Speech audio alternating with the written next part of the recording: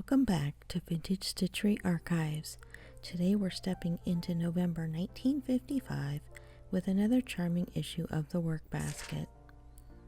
This one truly captures that cozy creative spirit of the 1950s, a time when homemaking and handcrafts were an art form. Inside we'll find a delightful mix of crochet patterns like a Rack Doily, a lovely Zig Zag Filet Placement, a clever bottle cap hot plate mat, and my personal favorite, a crochet headband that's as stylish today as it was back then. There's also a knit cap and mitten set, a delicate tatted edging, and several quick cake mix recipes, perfect for those busy mid-century kitchens. And of course the issue wouldn't be complete without the charming vintage advertisements that make these pages such a joy to explore. Let's turn back the clock to 1955 and enjoy this glimpse into the creative, colorful world of the WorkBasket.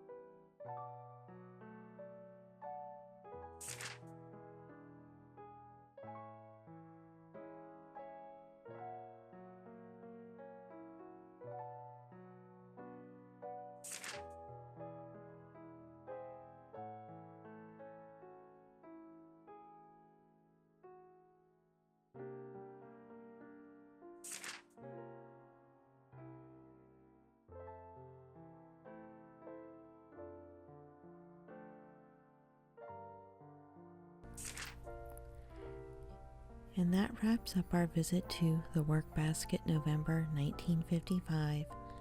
It's always amazing to see how much creativity and care were packed into these little magazines, from crochet patterns and craft ideas to the homemaking wisdom of the day. Each page reminds us how timeless the love of making truly is, whether it's a doily, a recipe, or a bit of inspiration for a handmade gift.